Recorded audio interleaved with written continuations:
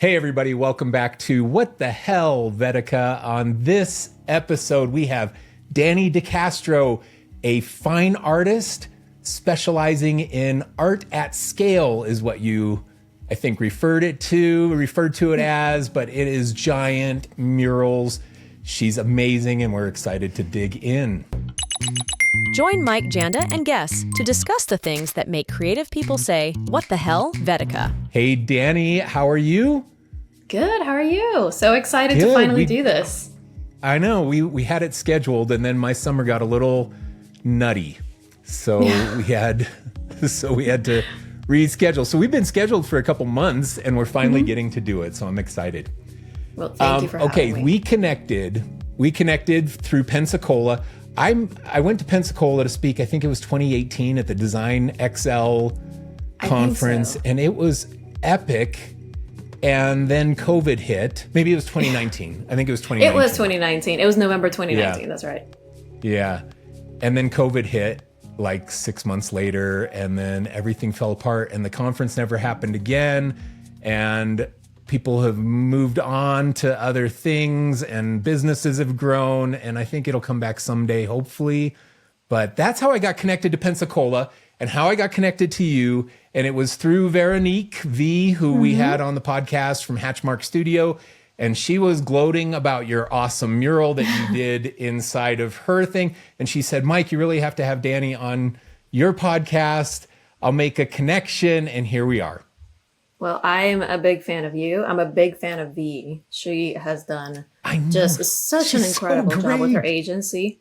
Really. Yes. Really. That mural that I painted inside was such a joy because I was able to just look at the operations of an agency of that scale and that creative and with those clients. So it was really a joy I was like delaying the mural, completion date to just hang out. You were just to hang out in their office. I just wanted to be like, we need to fix this finger. Yeah. Okay. Explain to me. So we'll just dig into the mural stuff because I love that mural that you painted, and it was the hands of all of the team members at the time that they moved into their new space, their new space is amazing. There's a whole episode I have, and I put a bunch of footage of the space in there. There may be some footage of you painting some of the mural in that footage, the B-roll footage that's in there. I think so. Anyway, where did the idea come from? Did V bring it to you? Did she just say, she told me it was a Dani mural. I want a Dani mural in here. Where did the idea come from? So by the time that V had her new building, I was, I guess, locally already known a little bit for painting large scale hands. Hands are a big part of my, I want to say, through line as an artist in general. You can see like behind me, there's just hand sketches left and right. And it became a thing that I would just paint large scale hands. And so I think that's what she referred to as a Dani mural. She wanted large scale hands. And the team at Hatchmark, they're all so different. They get along great, but they all bring just a different tone of creativity to that agency as a whole. And I thought it would be fun to just overlap the hands. There were 7 members at the time of moving in. I think there's an 8th now. And just have some fun with it and also loosen up a little bit. I tend to be close to hyperrealism as my like set point. And it's a bit of a challenge for me to actually loosen up and be able to improvise. And so I agreed with her that this could be a good mural to not just follow the prompt of let's have it be about Hatchmark, let's have it be about the team, but also challenge me creatively, which is to just use my eyes and my hands and my skill set as I go, which is quite challenging and a lot of fun. And the mural itself, this is one of the things that I love about her space. The mural itself is kind of pastel color tones. And the space is filled with all kinds of different design styles. They have their black and white podcast area, and they have their brick wall and their exposed beams and the rustic kind of stuff.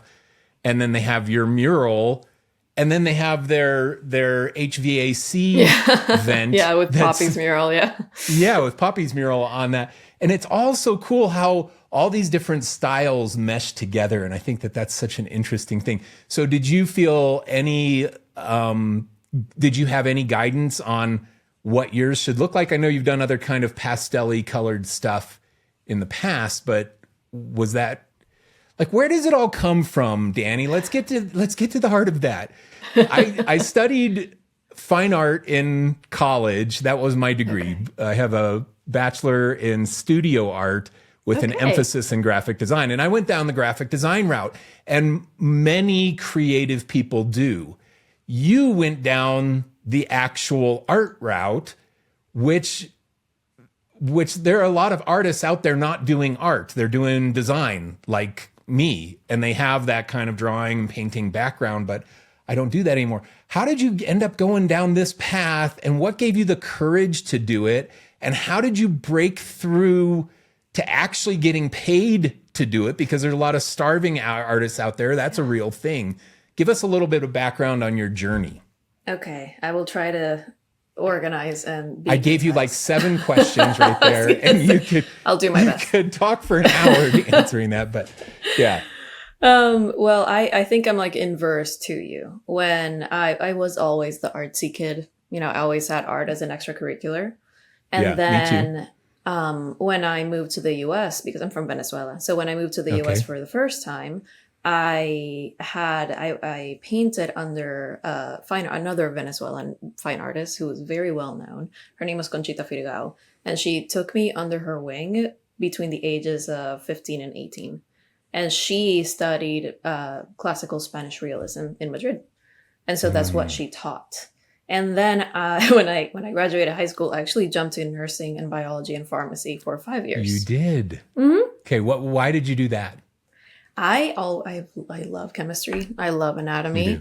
I really did see myself as a nurse or as a pharmacist or in just areas of research. And in my young mind, I pictured myself as a researcher over the day. And then at night I would paint and have a gallery as if anybody ever had that kind of time.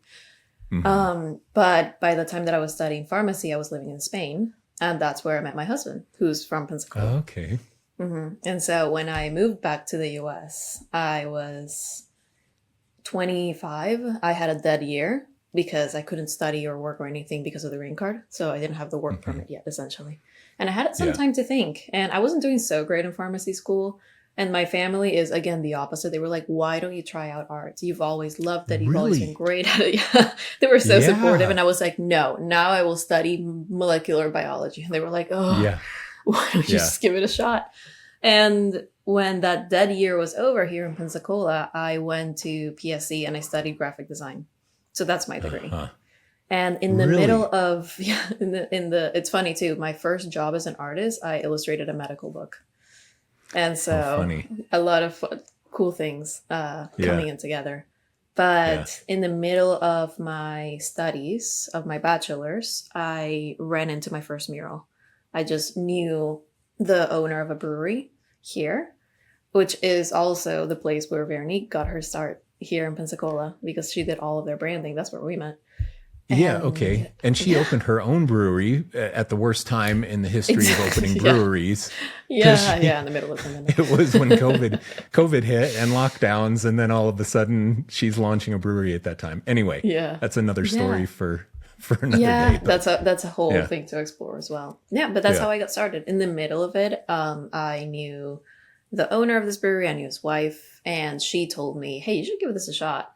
And that was, I guess, my little bold moment. The wall was like 7 by 10, which right now is a really small mural, but back then was massive. I'd never done anything other than a canvas. And I came up with this insane concept, and they went for it. And honestly, it's been just climbing the ladder ever since then. So you had the first one. How long was it until you got the second one? How long was it? I was a student, so I really couldn't do much during the semesters because I had a nighttime job. I was a teacher at Painting with a Twist. And so during the summers and during the winters is when I did this. So I think the next one was the following summer, and I did it was 2018, so I did one at the beach, a small fence mural, and something else I can't really remember. And then it was the following year, 2019, when things really got at a larger scale, and I painted the Garden and Gray mural. And that one was, I want to say, the beginning of me realizing that there is a niche for somebody like me, for a business like mine, because I did their branding. And then I expressed that in an artistic like way in a wall with the hummingbird. Yeah. And I realized, okay, there's something here that I can explore and that I can build on. Yeah. Okay. So I have on my screen, I have the hummingbird up. That was what number mural was that? Maybe 5. Number 5. 4 or And 5. this one, what was the significance? 4, why did you mention this one? Was this kind of your awakening mural where you realized that this would be a business for you? It was the first one that I combined branding and mural.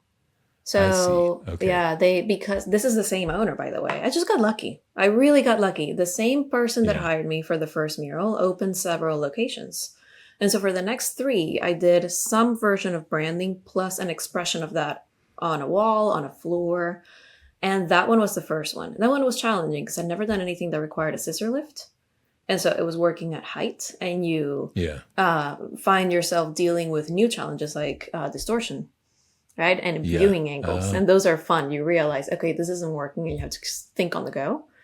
And that one was fun because I designed their logo, just very basic but fun branding for this cocktail bar. And then I formulated the whole brand personality into a mural. And then the interior design came in, and they brought in furniture and, stuff to match the mural. So it was a really nice, comprehensive project. And I've done a few like that since then. And they're really fun to be able to control so many things. Yeah. Okay, I'm going to call you out on something. You said you got lucky, but you also told about studying art in Venezuela and moving to Spain and pursuing your art in the off hours, and you're in school and you're doing murals on the side. You worked so hard, and I'm not a fan of, and maybe it's because I have a pet peeve on this when people think that successful people just got lucky. Oh, I hate successful people didn't get lucky. They worked their butt off. Butts, yes, exactly. And they waited their time, and they went from one project, your first mural, to 1 year later getting your second mural. And not that you were pursuing it or trying to sell it, but it was a year in between. What happened during all that time? You weren't lucky? No, you were preparing yourself. And so luck is when we're qualified to take advantage of opportunities that come our way, that if we were not qualified, they would just pass us by. We wouldn't even notice that they were there. No, so, I totally agree with that. And I also really dislike the idea that success is a combination of just like serendipity. And it really isn't. There's a lot of work that goes in the back, but there are some elements that I do feel like I'm a very lucky human. I happen to be born to a family that really valued education and that actually gave me the impulse and the encouragement to pursue arts. I moved to Pensacola at a time when Pensacola was growing. And I had this experience from Miami and from Caracas and from Madrid. And I brought something different. And the, large scale realists are not too many around this area. And Pensacola has been very kind to me. And I realized the importance of the network. And it's just been people being kind. And you learning, of course, how to sell your offering. That's a huge part of it. And of course, there's a lot of background work. But I feel very fortunate, I guess, is a better way of putting it, without negating all of the work that goes in the background. Yeah. Yeah. And I'm not calling you out to say I'm calling you out, but it's just one of my pet peeves because I've been so blessed. I know that in my career to be able to do the things that I did and build my company and have a platform now where I can educate and stuff and have some morsel of thought leadership that I can think. And I know that that's all a privilege, a blessing, luck. But it also came after decades of freaking working my butt off. Luck happens when, as you said, you have put in the work to be able to even recognize the opportunity and be prepared enough to be able to say yes and chase it down. Absolutely. I love that. Yep. Recognize the opportunity. Okay. So I think this is an interesting thing. And I want to talk about this a little bit too, because you were born in Venezuela, and Venezuela has not been the last, couple decades, the model of a successful economy. So it's not like you were born into this great privilege, but somehow you were fortunate to have opportunities to leave and move to Spain. And then Spain brought you to the United States at some point. There was a journey there.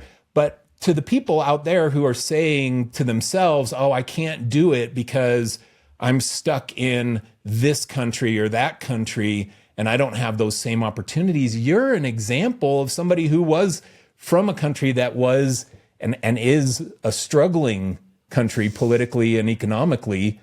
And especially the last 2 weeks. Yeah, the last 2 weeks have been heated. It's terrible. It's pretty terrible. nutty. It's cold. It's awful. It is awful. Yeah. And it's so what do you attribute that to? Because you did out perform your original opportunities being from Venezuela during a time when it hasn't been thriving. There was a time when Venezuela's economy was rocking because one of the top oil. Economies in the world. Absolutely. Yeah, exactly. It was crazy. And it hasn't been that so much. Mm-hmm. So what's your advice to people out there in your kind of situation? They're an amazing artist and they're stuck somewhere in a small village somewhere in Africa or Asia or India or whatever. And they're like, how does that happen to me? How do I get my breakout moment like Danny did? That's a tough one to answer because leaving Venezuela was a decision made by my parents. It wasn't it was forced upon you. Yeah, when I was 15 years old, we decided to move because things were just turning downwards and we had the opportunity to leave. We had the opportunity to move to South Florida. So so you went to South Florida after Venezuela and then you went from there to Spain. And then I went from there to Spain and then back to Pensacola. Okay. Yeah. I did have a year in Orlando in between my freshman year. Yeah. So for me, coming from Venezuela, which still feels very much like my home, is an asset when it comes to my business and artwork, because Venezuela has an incredible art history, absolutely amazing. And I've spoken with other Venezuelan artists, and I think we all have, as an example, this fascination with kinetic art and with color. Some of the best Venezuelan artists that come out of there are all kinetic artists. And so for me, Venezuela is such a wonderful well to always just re-explore and take inspiration from. I don't know that I'm, honestly, Michael, I don't know if I'm qualified to give advice to anybody because the only moving that I have done out of my own volition has been moving to Pensacola. Every other move has been because of visas, because it was time to leave, because something expired. And we just had to move along, which is the story of many immigrants. Yeah. For me, it's turned out to be wonderful because I have lived by the time I was 19, I had lived in 3 different countries. And so you absorb as you live in different places. Really, the memory bank that you have as an artist is influenced by everything that you encounter. And so it's been wonderful to be able to be exposed to such different cultures. Yeah. Yeah. I think that's a great answer to some of that. You got to trust the journey that you're on. That, I mean, you look at those moves for you, and yes, you didn't make those decisions, but they certainly influence you culturally and help you do what you do now at a higher level because of those insights that you had from living in Spain. I mean, you list those places. You've got Venezuela, artistic. Yes. You've got South Florida, very artistic, and you have Spain, very artistic. Exactly. Absolutely. I mean, from a location standpoint, you're in some of the most thriving artistic communities in all the world. Yeah. Those would be on the list, and so I think that's a really interesting thing. And then it opens you up to have the business opportunity that you have now. I just love hearing stories like that and then being reminded that we all just have to kind of trust the journey that we're on. And as much as you might want to force your move somewhere, you got to trust that everything you need is happening to you right now, and it's all going to be for your good at some point in the future. I suspect you wouldn't be who you are today without all those different moves and experiences not. that you had. For sure not. And I think however many times you move, whether it's your decision or not, I think there's opportunity in everything. And going back to the previous conversation, it's about recognizing it. And so I remember when I was a pharmacy student in Madrid and I was not doing so great, I would go in the afternoons and in the evenings to the Prado Museum, which holds some of the best art in the whole world. And that's where I would spend my evenings, just freaking out because I was not doing great in pharmacy. And just enjoying, Rembrandt and Velázquez and all of these artists. Yeah. So there is, I think you never stop absorbing. And I think that's very important as an artist or as a creative in general, to be a sponge, because you use that later on and you don't realize when you're going to use it. Just like you don't realize when you meet somebody how that maybe is going to be an important part of your network later on. It's important to do it still, because you can't really tell what's going to happen, but you have the opportunity and the power to decide right now to participate in these things or to just work towards something. Yeah. I feel like this conversation got really abstract. It did. The people part of it is also such an interesting thing too, because how many times so we're talking about passing opportunities, and if you're not qualified, then you don't see the opportunity when it passes you by. And so that's the luck of business, but relationships are the same thing. If we don't look at it through a lens of every person we meet, through a lens of what kind of impact can I have on this person long term, and what kind of impact can they have on me long term, then we're potentially missing the opportunity to connect with people that we'll be close to for decades and decades and decades. And that's the way I view relationships. And I know V does the same. In fact, most of the people I met in Pensacola are very relationship driven. And you obviously are too, or you wouldn't be on a podcast, and you wouldn't know V, and you wouldn't have gotten that first mural. All those things they come out of relationships. How many times do people let a new relationship just come into their life and then dissipate out without taking the opportunity to make that little bit deeper connection? Because it could be somebody who becomes part of your inner circle for a long time, or maybe not. Maybe it just becomes a quality interaction at the time, but we don't know, so we shouldn't judge it at the moment. We should. Well, I'll give you a great example.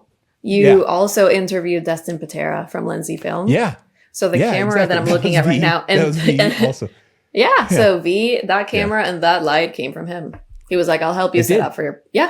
Yeah, so that's the power of community. Yeah, absolutely. V recommended me, connected us. I called Destin and he was like, "Yep, I have Mike. Thank you, Destin." That's so good. And that's the power of community. And I think it's important to have a really great network and to just to spend the time getting to know people and making those connections, because they can just for sure help in moments like this one, right? When I'm talking to you.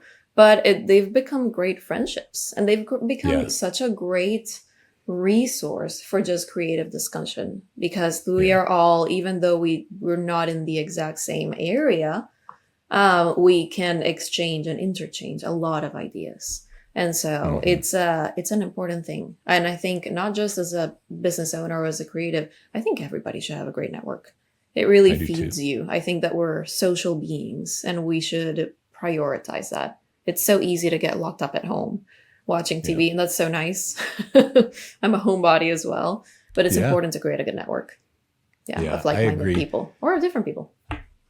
And some of them become opportunities for you in the future, business opportunities. Like a lot of my first clients were my friends from when I was working. They were some of them were my employees, some of them were counterparts, and some of them never turned into anything. I don't love those people any less. Like my life is richer with more people in it, like holistically richer because of the relationships that I have. And then if they turn into business opportunities, well, then that just is a bonus. I get the opportunity to work with a friend of mine on something. So I think either way, you don't do it because you're hoping, oh, someday this could become a client. Oh, someday, yeah. Mm-mm. yeah, Also, someday maybe they'll like, hire me to buy a mural. Yeah, no, Yeah. so you can tell a mile away if people have, slightly off-putting intentions or have like weird interests when they meet you. It's rare for me to find somebody like that, though. I haven't had those negative experiences of meetings where I'm like, "Are you trying to sell me insurance?" Like, I haven't really encountered They're that. all over trying to sell me on short form video editing and appointment setting in Instagram. This is what all those people, they're like, Is this your algorithm? Hey, Mike, I really love your work. This post was really great for me. I loved this. And then I like click on them. They're not even following me. I know that they're just pinging me to try and sell me. So occasionally I'll get sucked in because it seems authentic enough and I'll reply. And then it'll be like one more message. And then it'll be them saying, hey, you really need an appointment setter for selling. It would be coaching better or if you whatever it had is." this. Yeah, I still get Yeah. invited to be like what is it? Not an influencer, like a sponsor for like sunglasses type Instagrams. do? I still get those like every single week. So Yeah. my hidden folders of messages is just piled with those. I don't know why that's what the algorithm sends to me, but I got it is. this stupid mogul press. Have you ever gotten mogul press? no. There's some mogul press thing. And every time the person hits you up, it is some good looking girl. It's never been a dude ever. It's a good looking girl in the thumbnail. And then it's like, hey, I'm from Mogul Press and blah, blah, blah, blah, blah. It's the same sales pitch every time.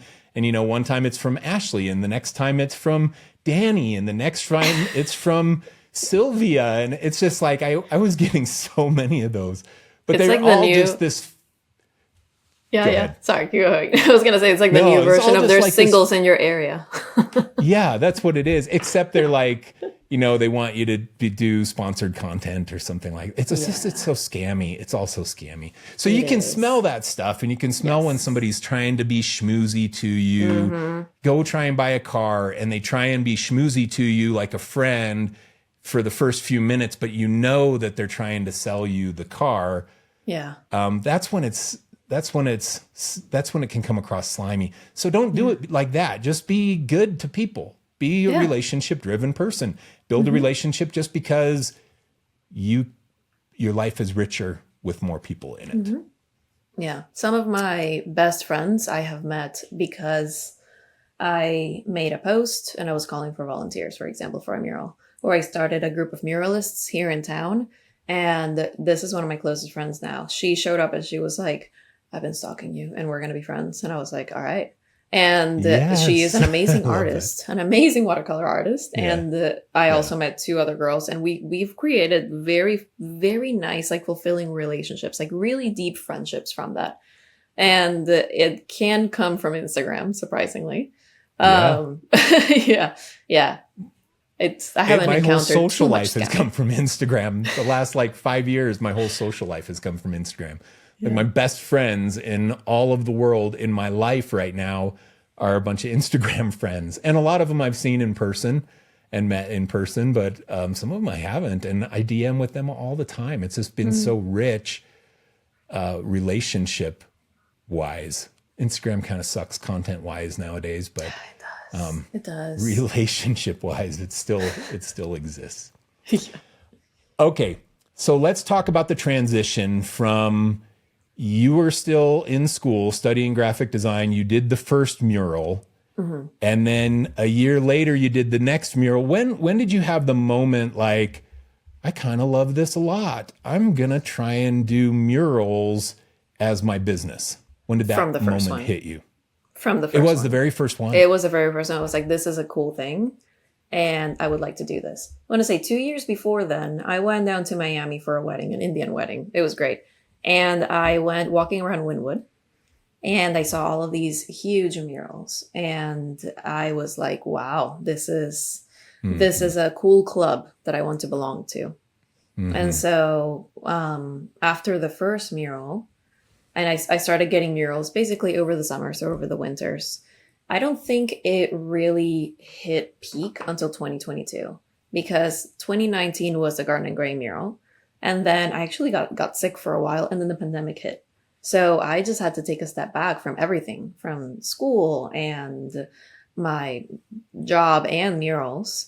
And with the pandemic, it was just very slow for everybody. And it was interesting because muraling was an isolated activity. You really had no risk of contagion or anything, but people weren't spending money really renovating or beautifying their spaces.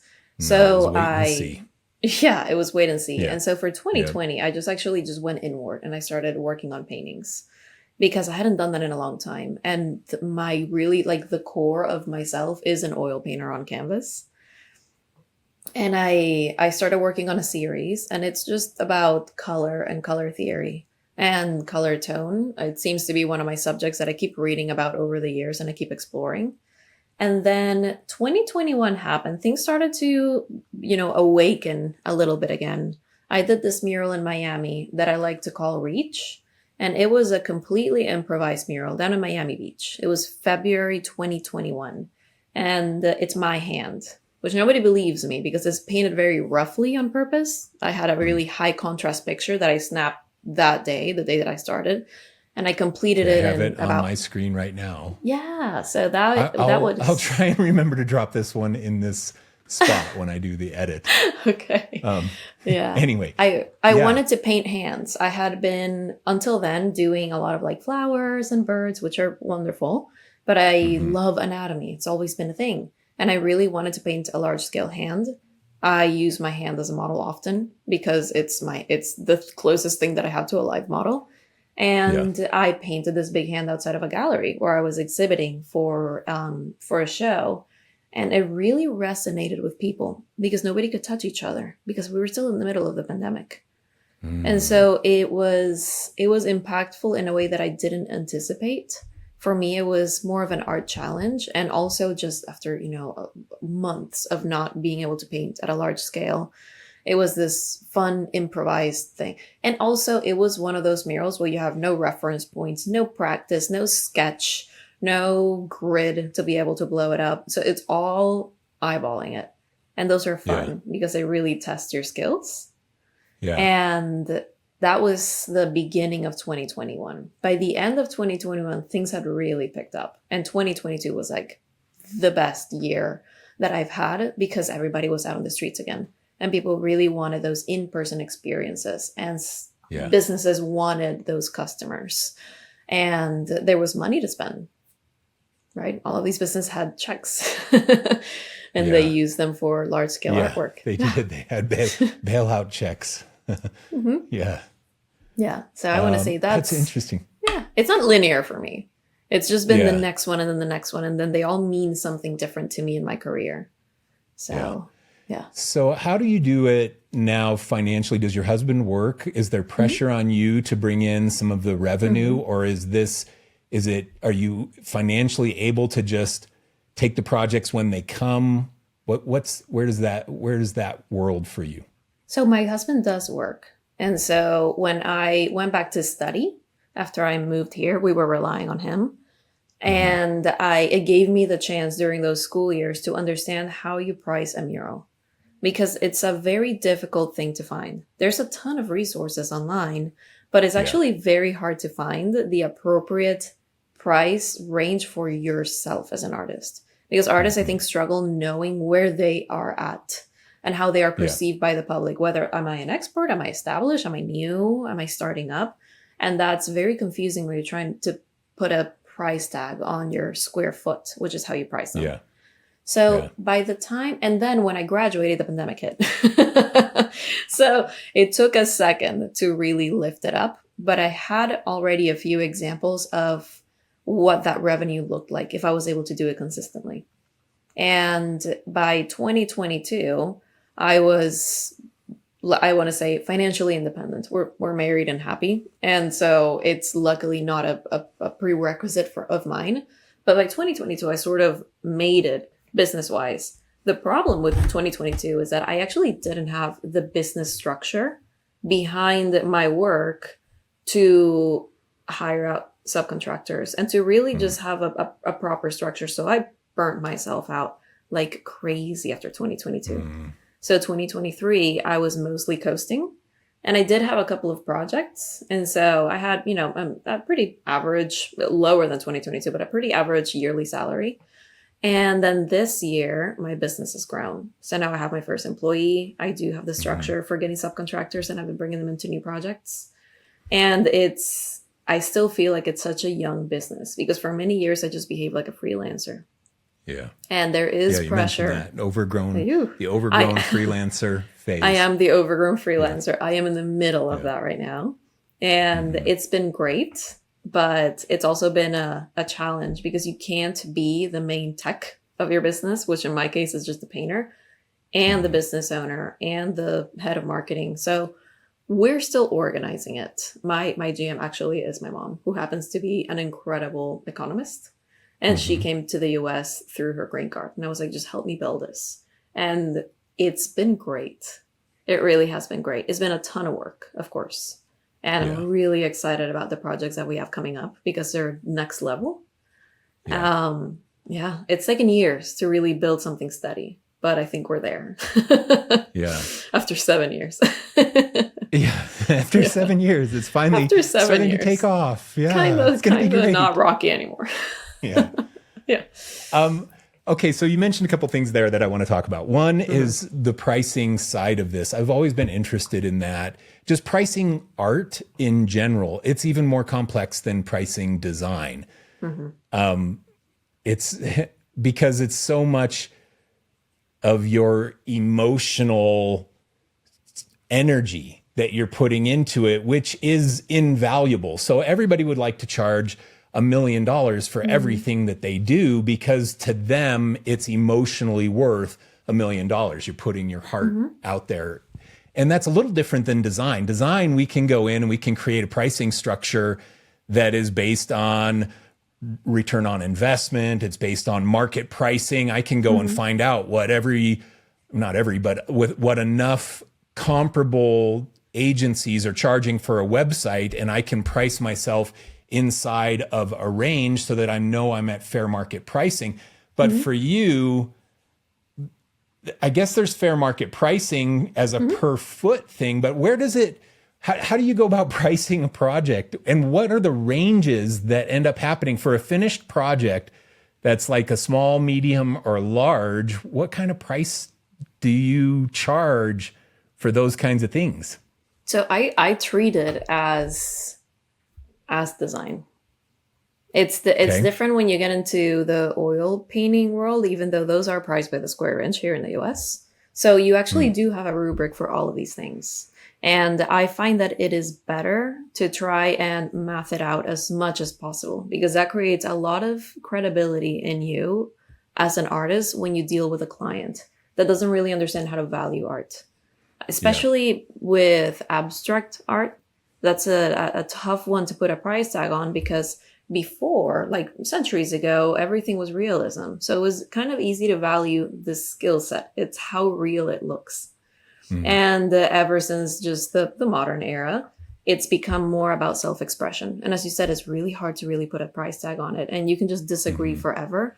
And artists get really attached to their paintings and they have a really hard time letting go of them. Even worse than design. Designers get attached to design and it doesn't have anything to do with them, but they're super attached to it because it came out of them. It's like they birthed it. But with art, I'm wildly attached to my paintings. Wildly attached to my paintings. And the point is at some point to do a solo exhibition and sell them. You know, I have a couple of them already like reserved, but it's tough when it's your own brain and your own exploration that you're putting on there. Murals, though, are client work for me. I love that I get to put in so much of the concept and the style because I have different styles. So I can just do a study. So let me go back. Here's my process. I treat clients, which I tend to be organized. I treat my clients, all of them, as branding clients. Even if they want a door painted and it has nothing to do with anything graphic design. The meat and potatoes of my client base is hospitality and restaurant and bar industry. And so it's about the in-person experience. And so when I jump in and I start talking to a client, I do maybe not a brand audit, but I do like all of the research and development for this piece, which may be a 3D, installation, it might be a mural, it might be a combination of branding and mural. And I do a complete study of their target audience, what they want to be, what their goals are, who their competition is, of course. And then I just throw in my little self, my brain of how would I solve this? And I put together a mood board. That's my one free deliverable. And then if they like that, we jump into proposal, and that is paid. And proposal contains like actual artwork. And so right at the beginning, sketches, quick watercolor, or digital art. What do you do for the artwork? Different every If it's time? realism, it's digital. It's a composite. Yeah. If it's like garden grain, that was a watercolor. And I've done it all, really. Yeah. But as soon as I put pen to paper or actually open my Photoshop, that's already belongs in a proposal. And so even just at the beginning with the mood board, I can put mood boards together for murals in 30 minutes to an hour, I would say, because that happens after a site visit, and I already kind of have a grasp. They've already shared their brand assets with me. And that's kind of my process. So there is a clear structure on how I price things. I always share my pricing rubric before then. And I go, hey, this is by square footage and by level of detail. But as you increase the size, you apply a discount, because a mural can jump very quickly into 6 digits. And that is completely unaffordable for, I would say, a medium range, small client. Yeah. A startup brewery, you can't go to them and say, it's $130,000 for your mural of your back wall. That is not a thing. Yeah. And also I like working with starting out, businesses and people. That is a joy for me to just understand where they are and help them just lift up a little bit. Yeah. Yeah. So fun. I don't know if I answered your question. you did. And it's always interesting to me because I get into so much of the business side of the creative industry. So I'm really fascinated by these things. When is it that you're floating out a price range? New brewery comes to you and they say, hey, Danny, I know you did Joe's mural and he told me you're the best. How much does that even cost? And I know people come with that kind of thing. They're just like, every time, floating out for the money before you time. even do a mood board or anything. They just kind of want to know a range of what it costs. How do you approach that? When do you give a range to them, or when do you float out your numbers? I don't know that I have that clean of an answer, because it's very much depending on the client. I like to meet people in person and just read what they're about. You can get a very quick impression on the budget that they have. Yeah. And how intent they are on a project, right? You have to understand clients, and you have to understand that they don't need to know murals. They don't need to know how they're priced. People are shocked when they realize how expensive a mural can be. And it's important to remember to not take that personally, because they don't need to know. It's not their world. I've had clients that ask me and I go, well, do you have an estimated size? And they go, yeah, I think it's going to be like 200 to 300 square feet. And I go, all right, let's grab 250. My range is insane. My range is literally from $10 to $60. So I can put out per square foot. And that's, and I specifically only charge for the square feet that I touch. So usually I end up covering about 60% of the wall, and my clients can come in and paint the background for me. So I end up just charging for the square feet that I touch. There's always a way to wiggle. Like, I have many clients I work in a lot of construction sites, for example. And so there's always people available that they can prep the wall, they can prime it, they can seal it, they can paint the background color. And those are all ways to bring the price down a lot, and it saves me a lot of labor. And so I'm always interested in those.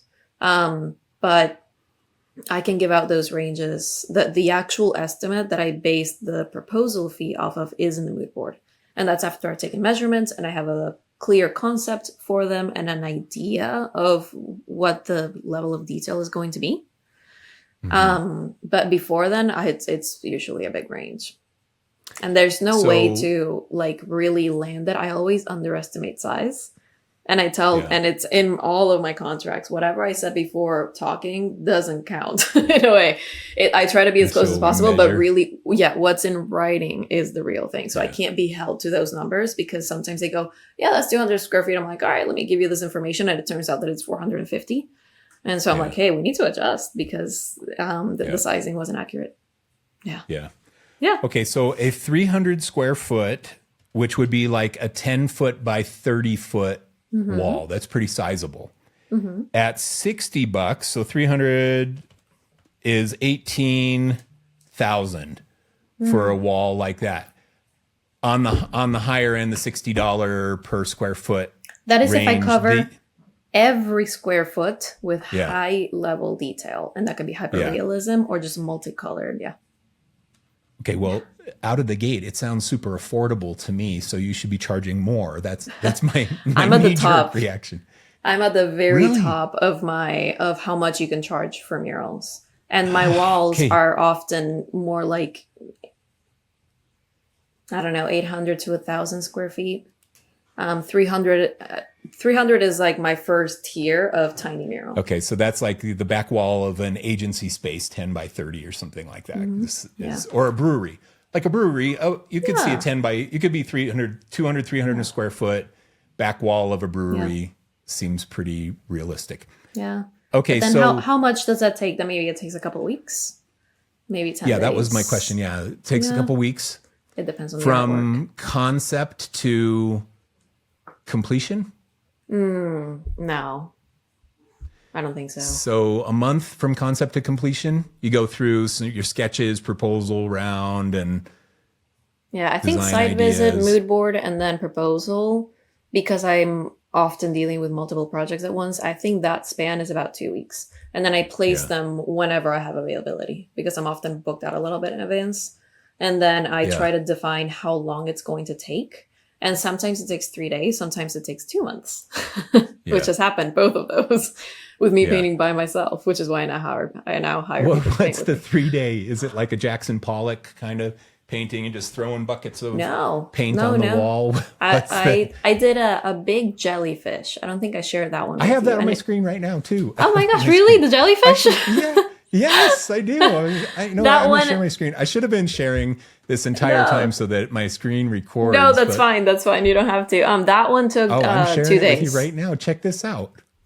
It is on my screen. Oh, come Let's see it. on. Can't see my right there. Can you see my Oh screen? no. So yeah, that one was just I was at a resort. This and isn't I a wanted jellyfish. to- This is what is this? that's a lionfish. or a tigerfish. That's a lionfish. Lionfish. Tigerfish? Sorry, tigerfish is in Yeah. Spanish. Sorry about that. So if you scroll, Yeah. I think down, you're gonna find the jelly. There you go. Oh, here So we that go. jelly Okay. took a couple Yeah. days. Yeah. That jelly took a couple days. And then the background is a gradient. And so see, the background is priced differently than the jelly. And I Yeah. don't go too overboard. So anything that touches the jelly, those square foot, those I do like a little grid on top of it in my Uh-huh. proposals, which I usually build in InDesign. And so all of that is that. This was a few years ago, and my rates have increased every year. So I can't recall specifically the square footage rate for this one, but I know that the background was at a lower range, of course, because it That was one looks almost like solid. I'm going to ballpark the square footage on that one and say you're at like 150 square feet. That's what I'm thinking. I think it's probably like a 12 by 13, something like that. Yeah. Yeah. Okay. So yeah, Yeah. you're right there. 160 square feet, 12 by 13. Yeah. Anyway. Yeah, and that one okay. took 2 days. So sometimes you can Yeah, so achieve. I'm that's fast nice. with realism. Yeah, Yeah. exactly. Yeah. Yeah. So Okay. it's You talked about bringing in contractors for Yes. this. What do you have the contractors do? Because I know if somebody's hiring you as the artist, they want you to be doing the art. What do you have the contractors do? Like run and get you a bucket of paint, or No, we are paint they together. like, yeah, we paint together. So I've worked with 2 subcontractors in the past, and I put a call out for artists recently, and I received so many portfolios. It was incredible.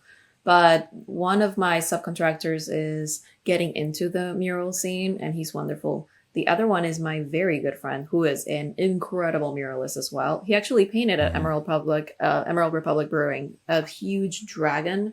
He is crazy good. His name is Dylan Natsity, and we've been friends for a long time. We've been friends since the Garden and Grain mural. And I had this big mural last year, and I was struggling with my health. And I called him and I said, I need help because I couldn't look up. I had such a bad neck spasm, which will happen if you don't take care of yourself, or if it's just tough to paint murals. And I am not the healthiest person. And so I called him in and I was like, let's give it a shot. We've talked about working together so long. It was a well-paid mural. And I was like, let me just bring you in because I need somebody right now. And it was such a wonderful experience. And it was a very loosely defined mural. It was in true realism. And I've seen all of his work. I know his entire portfolio. And it was a game changer for me. And the way that I'm formulating this is right from the get-go. I tell my clients that what I am building right now is a studio. I'm rebranding right now. And so it's going to be not Daniela Paints anymore. It's Daniela de Castro Studio. And the point is to create an agency for large-scale installations. I'm getting into the 3D world, but I can talk about that later. And the process of painting can include subcontractors because it's great to train people as well. It's so good to enter the mural world with real experience instead of having to figure it out all on your own. And I've met a lot of people who are interested in that. And so what I tell my clients is the concept is mine. The rendering and the proposal is mine. And at some point, I will jump to actually having other people create the concepts. That's probably not going to happen in the next, couple of years because I'm just starting to grow my business. Yeah. But I'm going to be there at the beginning, the middle, and in the end. So there are stages to painting. And the last stage is detailing. And that's where I can come in and do all of those fine finishes. So it's still my work. Yeah. So that because I have to appease clients that I'm quality control, right? So if they're hiring me or my studio or my business, it is going to look like my work. Yeah. It is your work. It is your work. And you go back to, and I'm not discounting the people that you bring in, but the concept, the initial rendering, the quality control, that's the strong suit. But painting with the big brush is not the creative part. If it becomes kind of a paint by numbers, if you're the one gridding it out and creating the design, and then it's just execution of it on a bigger scale. Something interesting. I had an artist come to my studio to just get some pointers because she's going to do her first mural soon. And it's a subject that I've been thinking about for a while. And I actually talked about it during a workshop for a mural. I think that the true value that you have as an artist is in your ideas and not in your skill set, because you can learn the skill set. Murals are surprisingly easy to paint. Anybody can project anything on a wall and then just fill it in. And nowadays you can get all kinds of free and, quote unquote, original designs with AI, and you can just reproduce that and paint it in. It really is surprisingly easy. So what separates me, I am an interesting muralist because I blend a lot of branding into it and a lot of research into it. But from the beginning, I think that what differentiates me is concept, is the narrative. And I think that's really what's valuable. I've been through, I want to say, a healthy detachment over the last 2 years where you feel as an artist that if you're not the one holding the paintbrush, it's not your work anymore. But then as I got into 3D work, which I'm about to do this big project of hanging ceiling installation, you realize that when you reach a certain scale, you can't do it yourself. You need an engineer, you need an electricist, you need an architect most likely. You need all of these people. And that's where I'm heading. I'm more of the creative lead. The concept is still mine. The artwork is still mine. But I have all of these players that make this idea become a reality. And so I've become even more appreciative and attached to the idea itself, and to that being the core of what I sell is a story. And it's this connection that people feel when they see it.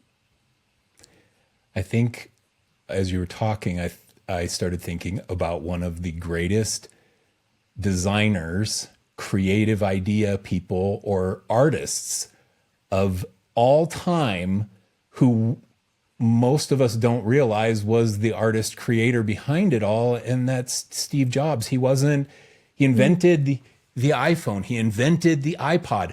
He wasn't even drawing the pictures for it. He had the design team drawing the pictures for it. He was quality control and approval and establishing the vision. And then the other people are engineering it. They're executing the production side of it. But who invented that stuff? It was Steve Jobs. And how did he do it? It was through ideas and talking a lot more than it was through him opening up Photoshop and even designing the renderings for any of those things. And I think what you're talking about in murals is where a lot of designers get in their career. Well, not a lot, not enough get to where their expertise is really in the idea and really in the quality control. That's where the expertise is. And that's what makes a creative agency amazing, is that you can have that creative lead who is the founder, CEO, but then everybody else is executing their execution on that. And even some of them are giving ideas. Like you're going to have employees in the future and they'll be like giving you ideas. Hey, what do you think about this? We could do the hand like this. And what if we do a peace sign or rock on or whatever? And they're giving you ideas but it's all inside of the systems that you've created. And so it becomes the studio and you as the head of the studio as the badge that's attached to the mural. That's the goal. That's the goal. Yeah. And it's a lot about dreaming big. Luckily, I am a scale artist. Yeah, So hey, good. large So scale dreaming ideas big are part of it. works for you. Who has that model now that you admire? Who are some of these muralist studios that you admire? I don't know if they're strictly muralists, but I'll give you two because they're two of my favorites. There's a Spanish artist called Felipe Pantone, like Pantone. And For real? What a lucky dude. He's an artist? No, I think that's his artist name. But Okay. he He does. made up the Pantone part or no?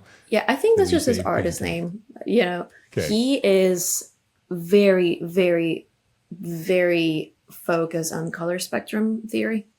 And he had created, he has the dream, he has the warehouse and the team, and he does a lot of sculptures and a lot of works with printing. And he has done a lot of large scale installations and murals as well. His work is fantastic. It really is. And he has he does have a very clear style. And he's been able to replicate that style and explore it in many different areas. So he's done everything from like the solo exhibitions in very high-end museums to those, the ones that look like wheels and you just shift the color yourself and it's an interactive piece of work. So Like this one right he's here. really wonderful. Yeah. Yeah. Gosh, it's just, I could, that alone gives you so much to explore as an artist. So I've always considered him as an artist for artists. And then the other one who is just, I admire him so much. His name is Olafur Eliasson. If you've seen Abstract on Netflix, maybe you've seen one of his episodes. Olafur Eliasson. He has... Olafur? Olafur. I think his Instagram is studio.Olafur Eliasson. With 2 S's, Eliasson. Yeah. Okay. He is Pulling incredible. him up right now. For those of you that are watching the video version of this, you're going to be treated to some visuals here. Yeah, Olafur is a big environmentalist and a big source of inspiration for me. And he does So a he's lot of doing studies. what you mentioned at the beginning, the 3D, three-dimensional art, rather than just flat on a mural. Yes, and his work is wonderful. And a lot of his work has to just do with, once again, color. I think that's why maybe the the thing in common that these two artists have is there's a lot of exploration in color. And I'm one of those artists that is completely obsessed with color and color theory. But his work, it spans many years, and he is absolutely incredible. He has so many recognizable pieces and temporary installations. One time he brought, I think it was ice, like huge ice chunks from, I forget. Yep, that's the one. He put them in the middle of, I think, London. And it was just tracking how they're melting with the regular environment. So a lot of his pieces are very environmental. And he has a past as a breakdancing artist, a dancer. He really is incredible. If you can find Abstract on Netflix, I think he may have the first episode, and you will completely fall in love with him. I do know that series. I haven't watched it. I know that series, though. He has a really, really nice one. And at the end of that episode, he puts a little piece of paper over the camera in different cities. So he goes, here's the light in Bangladesh. Here's the light in London. Here's the light in wherever. And you see how the sun has different rays over the areas. And it's just mind-blowing to me. So those are two of that's the goal. I have many others as well. I can go into like specifically Venezuelan artists. Cruz Diaz is a huge artist, and we all loved him. And a big kinetic artist. So that's kind of what I want. Well, that is what I'm going to do. I want to speak more assertively. That's where I'm heading. Yeah. And I'm already starting with my upcoming project where I'm going to be getting into 3D. And it's a big challenge.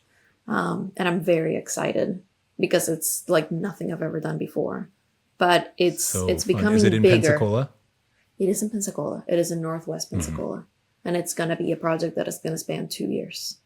So it's spread out, across 2 years to make it manageable and for me to be able to still book in the middle. It's an artist residency. So it's an exchange of living for artwork.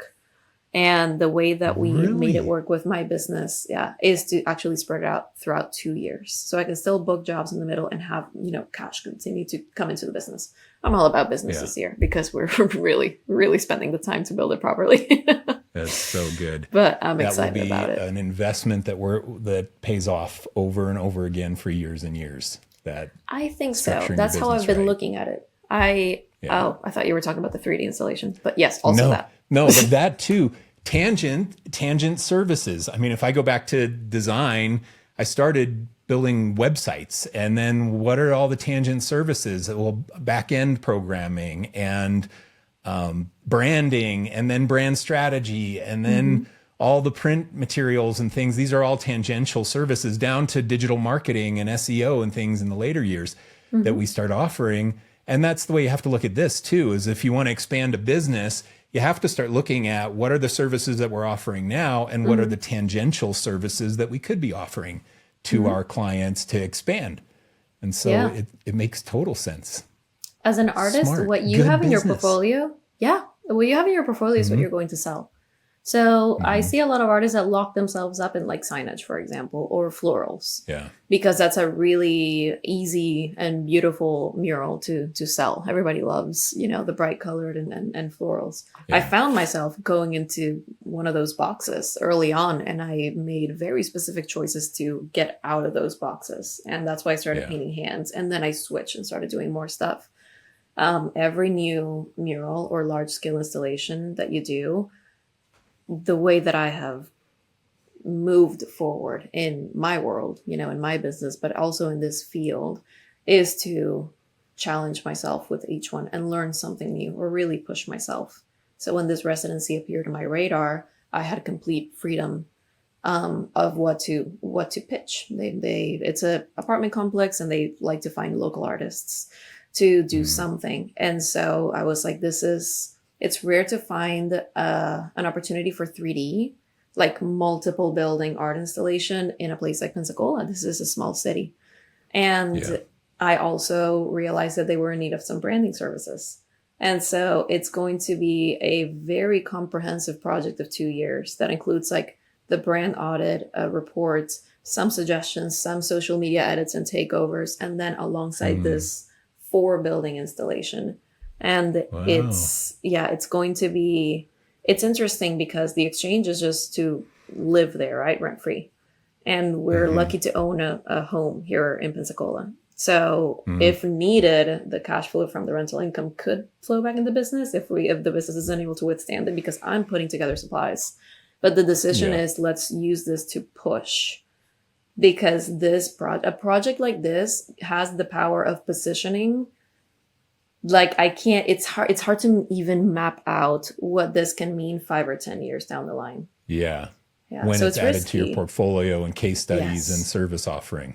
Yeah. And so it's taking the risk and taking the opportunity and really doing your best to, all the mini processes that are part of a project this big, just standardize them and just gather all that data and understand really the offering. And that's why it's great to have a GM now that helps with all of that, and then subcontractors that help with the creation of it, because I still need to be at the head of the idea, and not just as an entrepreneur for business, but the quality of artwork and what we're providing, right? Like the offering within the product that you sell, which is all about feeling. It's all about connection. So it's fascinating. Awesome. You're catching me at a really interesting time in my business. So Well, you seem very introspective about it all, which I think is just awesome. So good for you. Okay, let's wrap up. We didn't even get through, I think we got through 2 of the things that we were gonna talk about, which is what I told you in an email. I'm like, I have no idea what we're gonna go with this, but I know we could talk forever. Let's finish with the speed round, and I'm not even sure what questions I'm going to ask other than the first 1 or 2, but I'll ask a handful of questions. You give the fast answer. Who's your favorite artist of all time? Any style, any artist of any type. Oh my gosh. Okay, name one of your 3 favorites. Okay, well, I just read a book of Christo and Jean-Claude.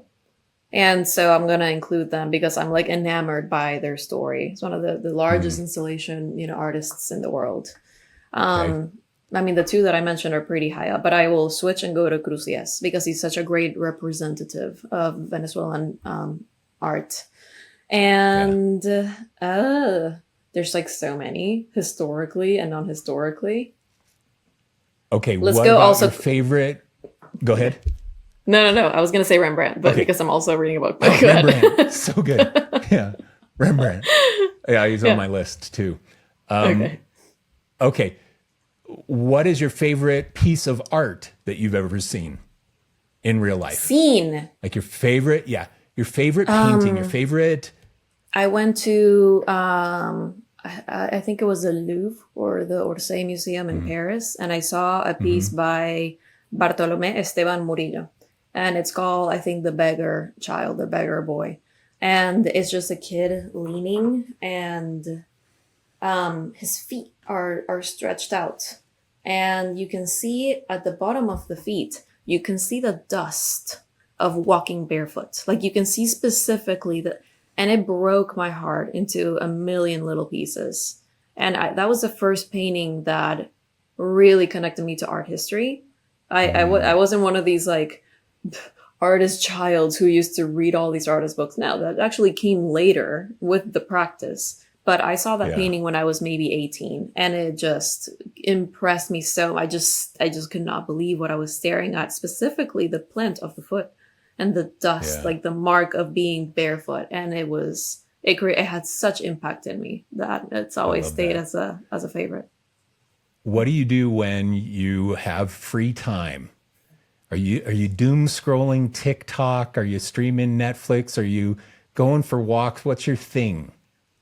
I do doom scroll a little bit. Always nice to not do that so much. I hang out with my dog. Yeah. I love to eat. Oh, good. And I try to take care of myself, so I'm often working out as well. And lately reading. I'm reconnecting with reading, which is wonderful because I've gathered way too many books for me to read with my schedule, but I've prioritized it. So I'm reading this Rembrandt book right now, just a short biography of his portfolio. So those are my things. That's good. Yeah. Okay, what's your most proud business moment? When you look back, you're like, oh my gosh, I loved that moment. What is it? I think probably right before Garden and Grain Mural. That one compiled a lot of proud moments, but that was a moment of me saying, yeah, I can do that. And I'm going, okay. And then me going back to my computer and going, well, how to drive a scissor lift. And just understanding how much power you have by being confident, and how much of sales is really involved in how you appear, and trusting myself to overcome that gap between my current experience and what is required for a job. All of that in the middle is the effort to climb onto the next stage. And so that was a really good one for me to go, I can do this and I can continue to do this because I have the capacity to learn. So I think that was probably a defining moment. So good. Danny, it was super fun chatting with you. Thank you for being on the show today. Where can people find you? I know that that's in flux right now, but where's the location? Where do you want them to connect with you? All right. So my website is Daniela de Castro. Oh my God. I was going to say it all in Spanish. DanielaDeCastro.com. So DanielaDeCastro.com. And then my Instagram is going to be Daniela de Castro Studio. So at Daniela de Castro Studio. Those are going to be the places. Okay. I have a brand new YouTube channel with like one video. So don't go there yet. Okay, don't go there yet. But if you're listening to this in like 2025, go and subscribe to her YouTube channel as well. Yep. All right. Thank you so much for having me. It was a joy to talk to you. Yeah. It was so fun. I'm just so fascinated by what you're doing, because this was a potential path for my art background. Murals or fine art in some fashion was a potential career path for me. It's not the one I chose. My little side note, and then we'll close with this. I was missing when I was doing all the business stuff, and I had a bunch of employees, and I wasn't doing art or design anymore. I was just running the business, and I was like, man, I really want to start painting. And so I got paints and easels and all this stuff for Christmas as my Christmas gift that year. And I got it out once and I set it all up and I painted for 45 minutes. And then I was like, this sucks. There's no undo. It takes me forever. I can't just like paint bucket the whole background to be red. And I was like, I was missing digital so much. And so I haven't touched fine art of any sort, drawing, painting, none of it. I haven't done since. So but you have a great creative muscle, though. The muscle is very worked out through your design work and your agency work. Exactly. Yeah. I get to be creative. It is just not. Once you lose the patience for what you do, it's hard to get it back. You got to have a lot of patience. If you're painting a 600-foot mural, you got to have a lot of patience. I would be out there with like a paint sprayer. That's what I would be doing, trying to. Hey, there's an artist that does that. You could potentially do that. I'm sure a lot of graffiti artists are doing that. And it's pretty I have awesome a paint stuff. sprayer right there for the background. Yep. Can you help me out? Yep. Well, Danny, thank you for being on the show. And everybody, thank you for listening. And if you like this episode, drop a comment in the YouTube version or drop a review on your favorite podcast platform. And we'll see you again on the next episode of What the Helvetica. Thanks a lot, everybody. See you later.